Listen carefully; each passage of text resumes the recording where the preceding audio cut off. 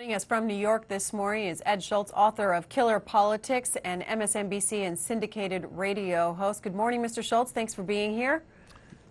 Good morning, Greta. Good to be with you. Let's have you weigh in on General McChrystal. He's at the Pentagon now, meeting with people, and then he's expected to go over to the White House, have a one-on-one with President Obama before the president meets with his team, his national security team on Afghanistan and Pakistan. What do you think should happen?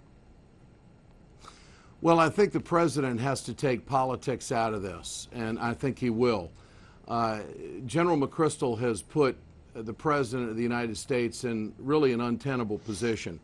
You can't have the lack of discipline, you can't have the lack of loyalty, and you can't have these kinds of things being said openly to the media and maintain the trust and the level of performance that our military needs. This isn't just a one-time issue with General McChrystal. He has somewhat of a pattern of being a loose cannon, so I think he's backed the president into the corner. I think that there's probably a lot of other generals that could step right up and would not create the administration or the country this kind of disfocused problem. And so I think the president needs to move on. I think he needs to thank General McChrystal for his service in this position. But it's time to take a new direction, and I think the president needs to fire this general and move on. All right. Mr. Schultz, also in the news this morning on the backside of the front page of the Wall Street Journal is a piece about remarks made yesterday by the majority leader in the House, Steny Hoyer, saying we need to look at raising taxes on the middle class if we're going to address the deficit issue. What do you think about that? I mean, this is, you say you represent the middle class. This is something that you bring up in your new book, Killer Politics. What do you think about Democrats looking at raising taxes on the middle class? Well, I think it's wrong-headed. I think it's the wrong direction to go. One of the problems that we have in this country right now is that we don't have the middle class being able to utilize and be able to keep disposable income to keep our economy going. In the book, I document clearly where the bottom 20% has been of income earners in the last 30 years in this country, how the middle class has been really suffering, and how their disposable income is nowhere near what it used to be, and how their expenses continue to go up, and how the top 2% has flourished. And it's all about big money. It's not about right or left or Republican or Democrat. And the pressure on the middle class is really stagnating this economy. And until we start focusing on those income earners who have been hit the hardest, I really don't see this economy turning around. I think we've hit a new normal. I think that 8% unemployment and upwards could be around for a long time unless we change our direction on and change our focus on exactly how we're going to move the economy forward when it comes to creating jobs. And I would like to respond, if I could, Greta, to the last segment that you had with the congressman. This was a classic Washington response. His party, the Republican Party, has repeatedly over the last 10 years set the table for the outsourcing of jobs, set the table for corporate profits, set the table to go against the working folk of America in the middle class. But yet all of a sudden, when a moratorium is placed on a big oil company and big oil runs the Congress, all of a sudden he's worried about those rigs being moved to other parts of the world. Is he concerned about jobs being moved to the other parts of the world? And I don't think that the mainstream media in this country speaks enough directly to the heart of the issue. Who in the Congress really cares about the middle class? And I think they're all guilty. I think the left, the right, the conservatives, the liberals, there's not a strong enough focus on what built this country. There's not a strong enough focus on where the priorities are. And big oil gives to the congressional members. The middle class doesn't. And so I think it's pretty classic that Congressman Shattuck is so worried about oil jobs, 100,000 of them being gone, when we've lost millions of jobs to China in every sector of our economy. And we stand here idle and do nothing about it except talk about giving more tax cuts to the rich and enjoy the trickle down that they think is going to work. Not going to happen. Well, there has to be, and I write a Go ahead. Yeah, well, I was going to ask you about the NAFTA trade deal, because that's one law that you point to that shipped jobs overseas. You're critical of it, but that's something that President Bill Clinton was in support of. He was, and he made a mistake on that. He also made a mistake on the telecommunications bill. He also made a mistake on GATT. It's where the money is. Wherever the money is, you can follow the decision-making pattern.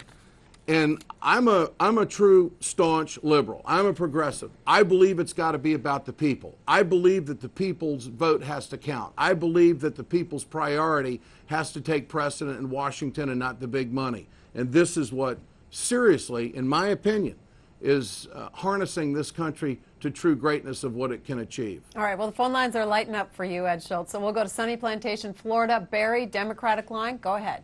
Good morning, everyone. Ed, I love your show, and I'm a longtime Democrat and liberal.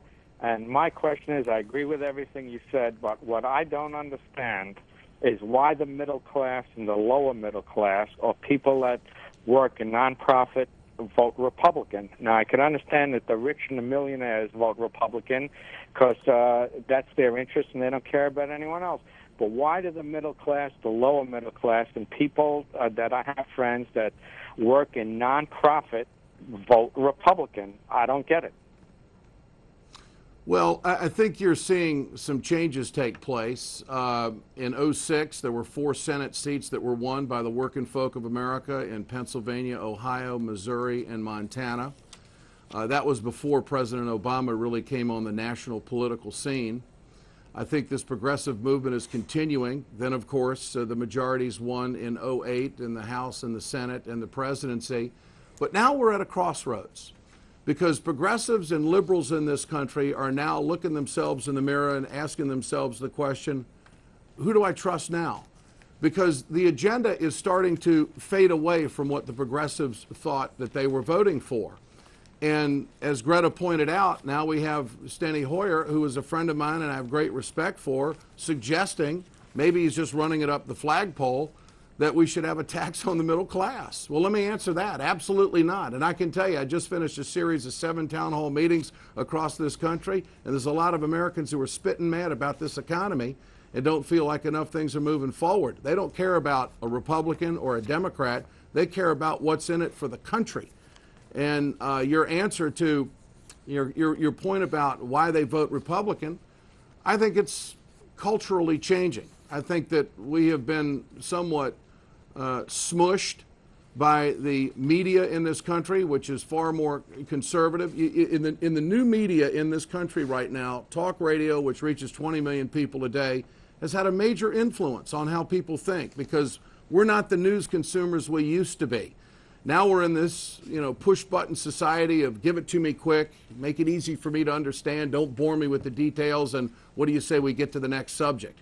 I mean, we have to be more diligent when it comes to consuming the facts and understanding how this is all playing into it. And I think you're right. There are some cultural issues out there that move people to the right or move people to a certain candidate, and they don't even know why they're going there. They just feel comfortable because they're told this is the way it is.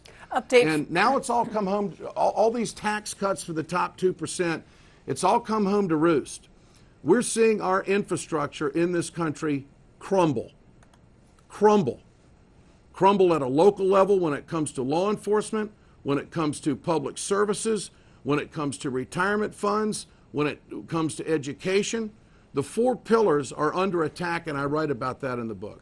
We're talking with Ed Schultz. He is the author of this new book, Killer Politics, and talks about 4 pillars, and we'll get to those in just a minute. But first, I want to give our viewers an update on the meeting between President Obama and General McChrystal. He will meet with the president at 9:45 this morning East Coast time. So in just a matter of minutes here, and perhaps some news coming out of that. Delta, Pennsylvania. Marty, Independent Line. You're next with Ed Schultz. Go ahead.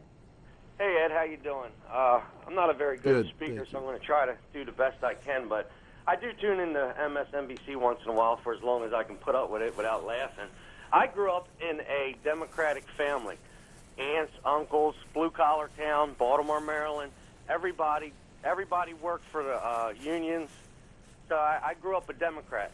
As time went on, and I seen, more and more what the Democratic which you could also, tie into the liberal, community in this country. Well, now the Republicans aren't perfect, but I've seen the Democratic Party going further and further left.